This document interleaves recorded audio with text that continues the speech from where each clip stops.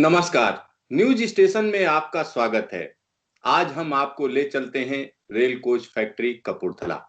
वहां से कपूरथला आरसीएफ के जीएम जुड़ रहे हैं हमारे साथ। आइए उन्हीं से बात करते हैं। सर, अगर हम बात करें रेल कोच फैक्ट्री की, तो यहाँ पर एक नया जो है डिब्बा आप लोगों ने बनाया है, डबल डेकर ट्रेन का, जो 160 किलोमीटर प्रति घंटे की रफ्तार पर चल सकेगा। जी क्या है सर इसकी जी खूबी? जी ये देखिए, अब रेलवे बड़े बड़े रूट्स पे 160 किलोमीटर की लाइनें बना रही है और उनको तैयार कर रही है फास्टर ट्रैफिक के लिए और फास्टर पैसेंजर ट्रेन कंट्री के क्रॉस चलाने के लिए। तो उस क्रम में हम लोग आरसीएफ में 160 किलोमीटर से चलने वाली विभिन्न कोचेज बनाए जा रहे हैं। जैसा आपको पता हो, पहले हमने तेजस बनाई, उसके बाद हमने उदय का निर्माण किया, पर उदय 130 से चलने वाली गाड़ी थी, डबल डेकर गाड़ी। तो ये जो डबल डेकर गाड़ी है, ये करीब 120 यात्रियों को बैठने की सुविधा देती है और बहुत ही कन्वीनियंट गाड़ी है। और ये 160 से किलोमीटर से चल पाएगी ये। तो इसके भी ट्रायल्स होने शुरू हुए हैं, जो हमें पूरा विश्वास है पास हो जाएंगे। तो टेक्नोलॉजिकली ये एलएचपी गाड़ी है, 160 किलोमीटर फिट गाड़ी हमने निकाली है। सर, डबल डेकर ट्रेन को जब ज्यादा स्पीड पर चलाते हैं तो उसमें क्या क्या चीजें आप ध्यान रखते हैं? क्योंकि मुझे तो लगता है कि अगर एलएचबी है तो आप जो उसकी स्पीड है उस पर आप चला सकते हो, क्योंकि कैपेबल है एलएचबी 160 किलोमीटर प्रति घंटे की रफ्तार पर चलने के लिए। तो इसमें क्या परेशानी आती है जब डबल डेकर आप बनाते हो? तो ऐसा क्या जी होता है जिसमें आपको तमाम चीजें ध्यान रखनी पड़ती? देखिए, एलएचबी टेक्नोलॉजी 160 किलोमीटर की थी, लेकिन जो हमारे पास उस समय वो टेक्नोलॉजी आई थी, उसकी कोच का वजन मात्र 43 टन था।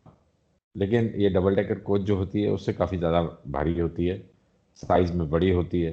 तो ऑसिलेशंस जो होती हैं वो बढ़ जाती हैं। ट्रैक जरा भी कहीं झूलता है तो डब्बा जो है उसका मूवमेंट काफ़ी हो जाता है। तो वो सब लेते हुए इसके सस्पेंशन जो हैं वो हमें इम्प्रूव करने पड़ते हैं, जो इसमें हमने इसका सस्पेंशन इम्प्रूव किया है।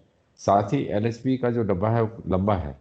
तो उस लंबे डब्बे में जब हम एडिशनल डबल स्पेस क्रिएट करते हैं, तो वो क्रिएटेड स्पेस का और उसमें बैठने वाले यात्रियों का वजन भी बढ़ जाता है।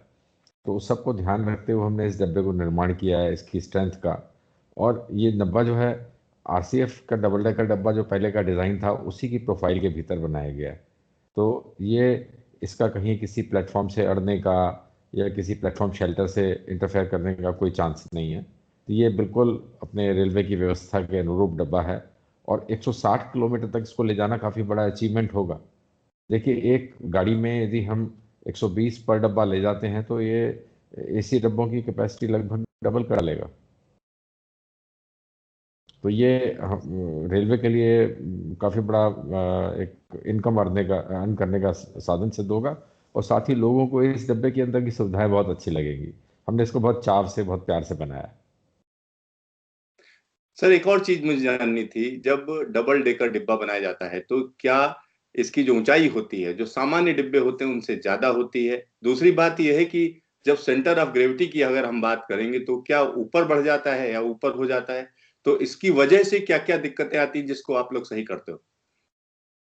असल में आज की तारीख में जो हम डब्बे बना रहे हैं डबल डेकर, ये उसी हाइट के हैं जिसके हमारे टॉलेस्ट डब्बे हैं, एक सिंगल ट्रैक वाले।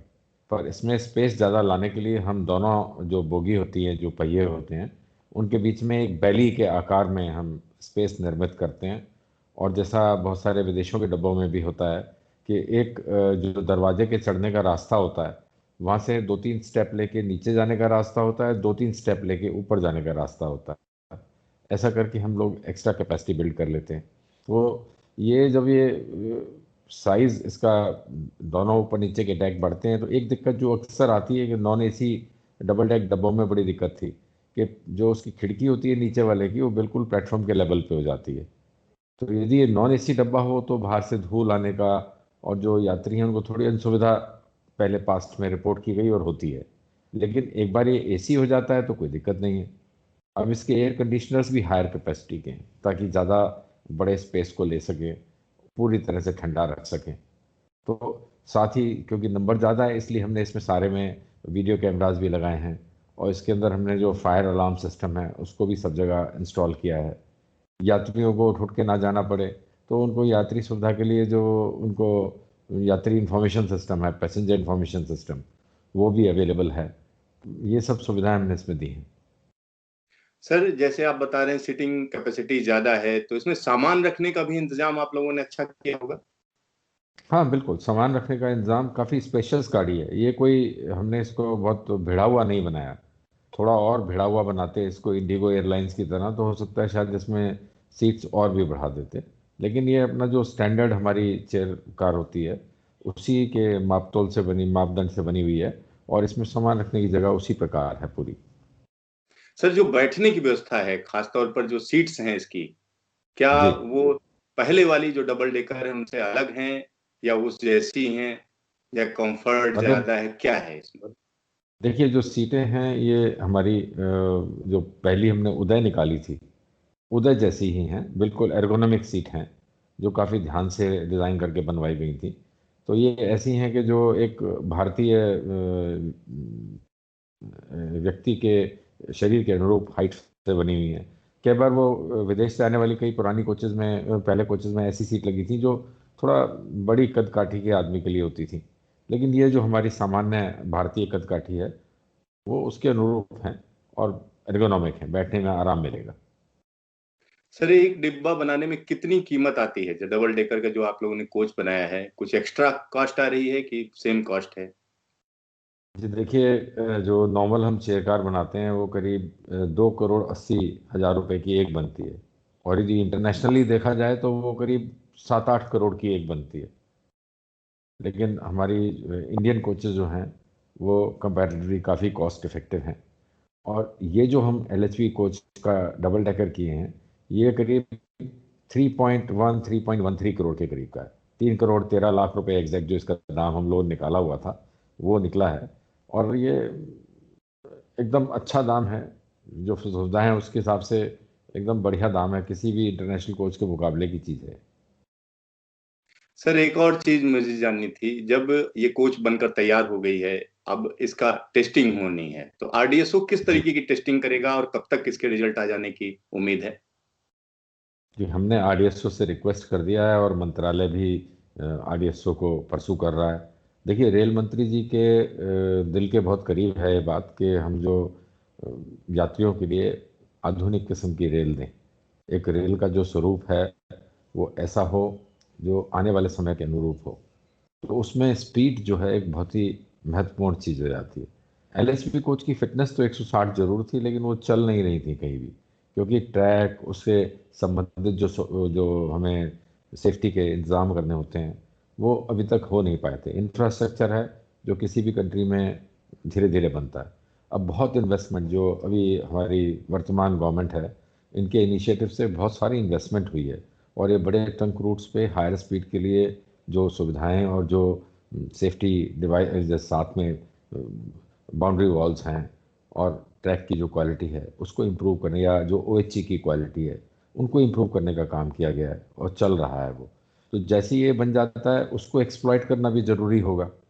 तो उसके क्रम में जो शॉर्ट डिस्टेंस हैं, जो जैसे दिल्ली से 6-7, या किसी बड़े शहर से 6-7-8 किलोमीटर, 6-7-8 घंटे तक की जर्नी की जो जगहें हैं, वो जगहें 160 किलोमीटर से हम काफ़ी दूर तक पहुंच सकते हैं 8 घंटे में।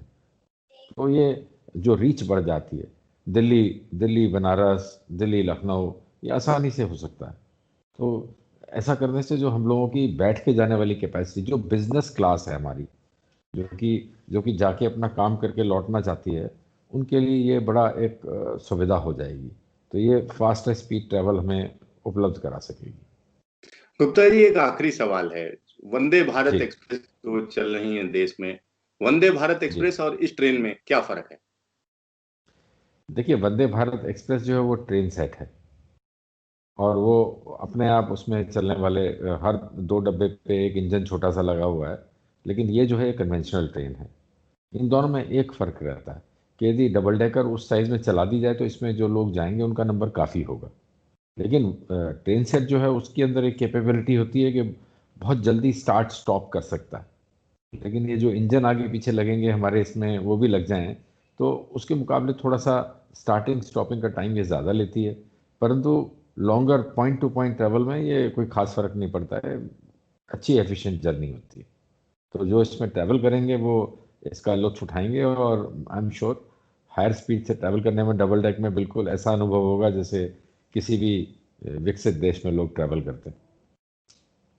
गुप्ता जी, न्यूज स्टेशन से बातचीत के लिए आपका ढेर सारा धन्यवाद। तो यहाँ पर आप समझ सकते हैं आरसीएफ पूरी कोशिश कर रही है, क्योंकि कोरोना काल में भी यहाँ पर उत्पादन बढ़िया रखा गया है, तमाम तरीके की चीजें की गई हैं, और यहाँ इस तरीके के कोचेज भी बनाए गए जो कोविड से लोगों को बचाएं। तो इस तरीके के तमाम इनोवेशन के साथ आरसीएफ एक नया इनोवेशन सामने लेकर आ रही है, जिसमें हम कह सकते हैं कि डबल डेकर कोच जो 160 किलोमीटर प्रति घंटे की रफ्तार पर चलेगा, वो जल्द ही लोगों के सामने आएगा और लोगों को सुविधा देगा। तो देखते रहिए न्यूज स्टेशन, फिर मिलेंगे दोबारा।